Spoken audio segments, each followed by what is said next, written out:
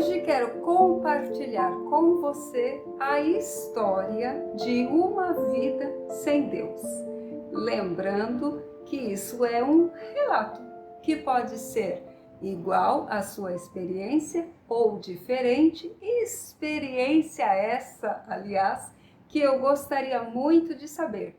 Deixa aqui nos comentários para que nós possamos ampliar o diálogo. Pois bem, era uma vez uma moça que vivia a sua vida tranquilamente e desde a infância ela sempre foi muito religiosa.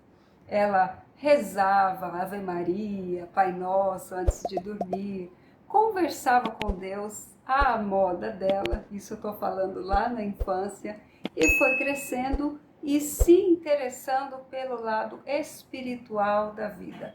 Então ela frequentou o Centro Espírita de Allan Kardec, ela frequentou alguns lugares assim de meditações e uma visão mais holística de uma experiência transcendental, onde as pessoas buscavam cultivar ali a alma, e durante a adolescência ela participou dessa vertente aí.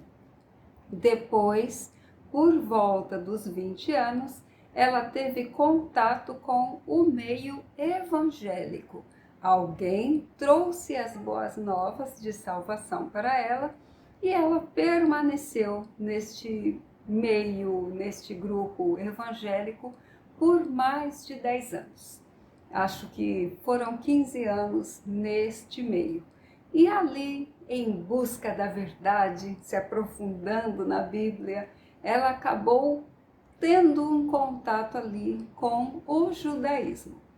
E ficou firme no judaísmo, só que os judeus, eles têm vamos dizer, um estilo de vida meio, entre aspas, pesado, de muitas orações, muitos momentos do dia em que precisam entrar em contato com Deus, e tudo isso, aos olhos desta moça, de uma forma muito religiosa e não espontânea.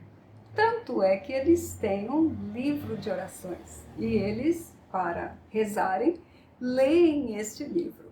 E ela não conseguia se entregar nessas leituras, porque gostava de uma coisa mais espontânea.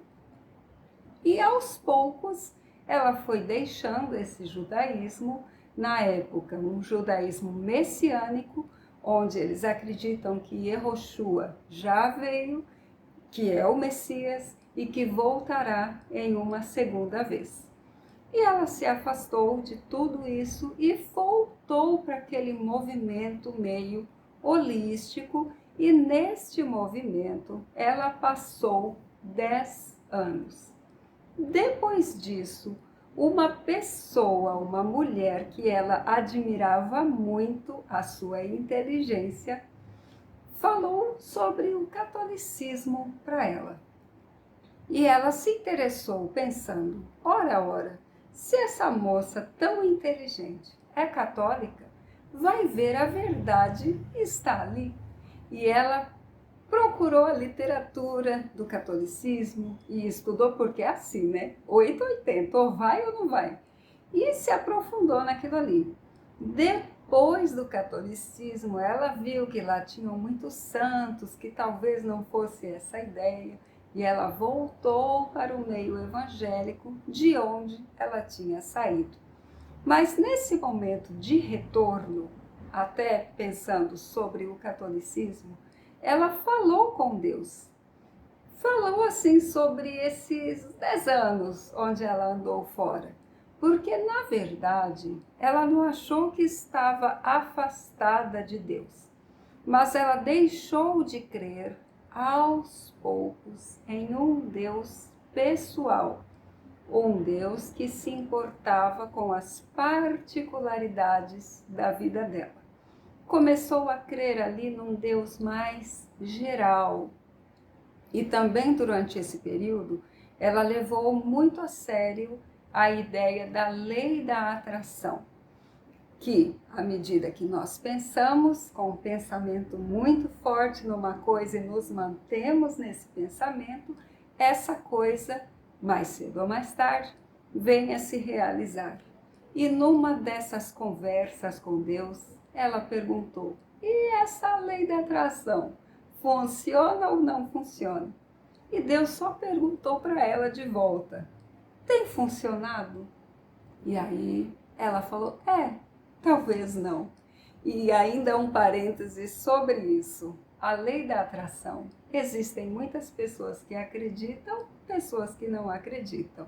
E pessoas para as quais essa lei funciona e pessoas para as quais, por algum motivo, não sabemos quais, não funciona. E foi o caso desta nossa protagonista. Continuando. Depois do catolicismo, ela foi para a igreja evangélica, da qual ela tinha saído há 10 anos atrás, e lembrou-se do que ali tinha um ponto doutrinário que ela não concordava e acabou saindo de lá querendo buscar a verdade e caiu no judaísmo messiânico. E saiu da igreja evangélica e voltou para o judaísmo, só que desta vez não o judaísmo messiânico. E eu quero te falar uma coisa interessante sobre esta história. A primeira, que parece meio óbvia, é que é a minha própria história, a minha história religiosa, a minha história de encontros e desencontros com Deus. Nesse período de 10 anos onde eu andei afastada, nós podemos afirmar que Deus não estava naquele meio, naqueles lugares em que eu frequentei? Não podemos dizer, porque Deus está em todo lugar. Mas existe uma visão de Deus que é estimulada fora dos lugares onde temos a Bíblia como livro-guia, vamos dizer assim, que é o culto à própria pessoa. Se nós formos ver em detalhes o que é a lei da atração, a lei da atração é uma lei que consiste em eu ter um desejo, mentalizar este desejo e esperar que este meu desejo seja atendido mais cedo ou mais tarde. As coisas que são importantes para mim, compreende? E quando nós estamos seguindo uma religião onde temos a Bíblia como livro-guia, é mais fácil nós sairmos deste culto a nós mesmos e entrarmos no culto a Deus. Pode existir o culto a Deus em qualquer lugar. Nós não precisamos nem de religião, de estarmos em nenhum movimento para que nós alcancemos a presença de Deus. Mas uma coisa é fato, é muito difícil nós deixarmos de sermos o centro do nosso universo, o centro da nossa atenção, em movimentos onde não temos ali um guia que diz: Deus disse isso, Deus falou isso, Deus prometeu isso, Deus cumprirá isso, e termos ali um foco nas coisas de Deus, nos pensamentos de Deus que nós podemos alcançar. Porque lembrando, Deus, ele é tão alto que é difícil nós alcançarmos os seus desígnios, os seus pensamentos, os seus planos, porque foi ele que criou tudo isso aqui. Nós não tivemos essa criatividade, então alcançarmos essa mente é bem complicado. E estando em movimentos onde o centro deste movimento é o homem, fica mais difícil ainda. E quando o centro do movimento e, consequentemente, o centro da nossa vida é o ser humano, quando o centro da nossa vida somos nós mesmos, por incrível que pareça, nós nos perdemos de nós, porque nós não sabemos exatamente como nós funcionamos. O que é importante para nós é só observarmos uma criança sem seus pais. Elas querem pôr o dedo na tomada, elas vão lá e colocam. Elas querem pular de um sofá, elas pulam. Elas querem sair correndo no meio da rua, elas fazem isso. Então, isso eu estou falando para nós termos um paralelo de como é a vida do homem sem Deus. É a mesma periculosidade da vida de uma criança sem seus pais. Pode acontecer de tudo ali. E digo pais ou cuidadores, porque tem pais também que é complicado, né? Mas é só para nós termos um paralelo de como é importante nós termos parâmetros, para que nós saibamos o que é bom e o que não é bom. Nós temos maturidade e experiência de vida para entendermos aquilo que tem potencial para ser bom para a nossa vida e aquilo que tem potencial para ser um desastre. Mas, por incrível que pareça, muitas vezes nós escolhemos aquilo que é potencialmente ruim para as nossas vidas e seguimos nessas escolhas. Então, eu só estou querendo frisar, assim, com essa minha história, a importância de termos parâmetros para que nós possamos delinear a nossa própria vida, os nossos limites e termos uma fonte de inspiração, um guia que nos leve a ter uma vida mais tranquila, uma vida de acordo com aquilo que com certeza será melhor para nós. Para isso servem as leis de Deus.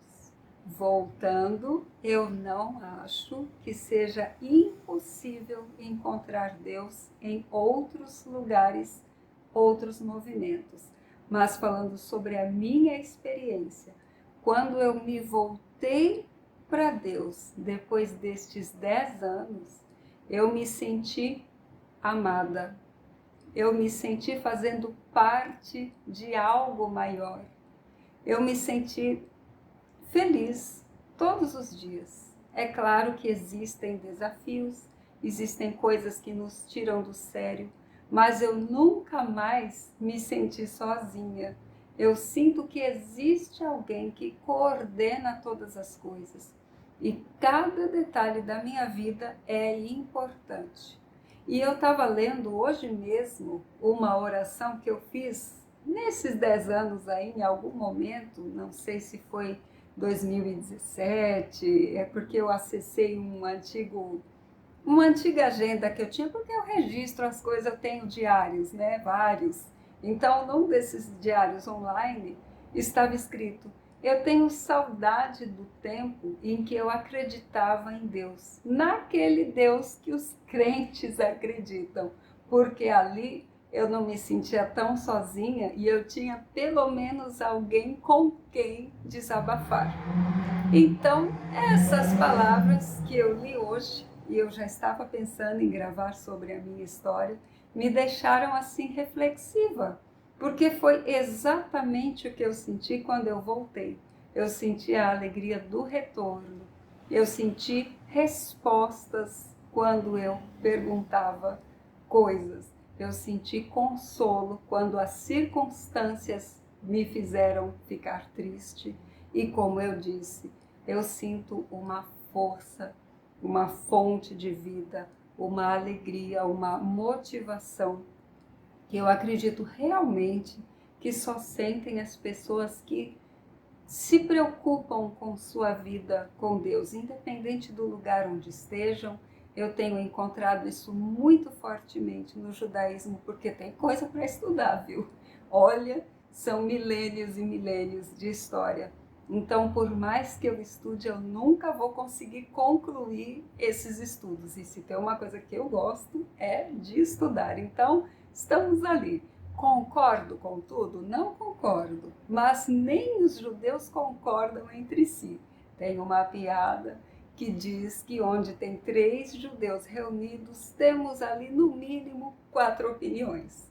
Então, os judeus, eles têm essa liberdade de pensar, de questionar, de estudar, de concluir coisas, de mudar coisas, de ir para frente, de evoluir.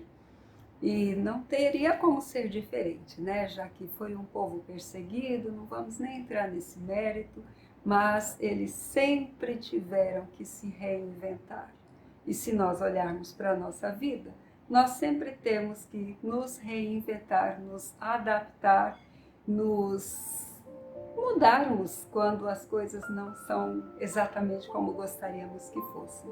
Mas uma coisa eu sei que pode ser exatamente como eu quero que seja, que é o seu like aqui neste vídeo, o seu compartilhamento desta mensagem com as pessoas que você ama e nosso próximo encontro garantido aqui na próxima página.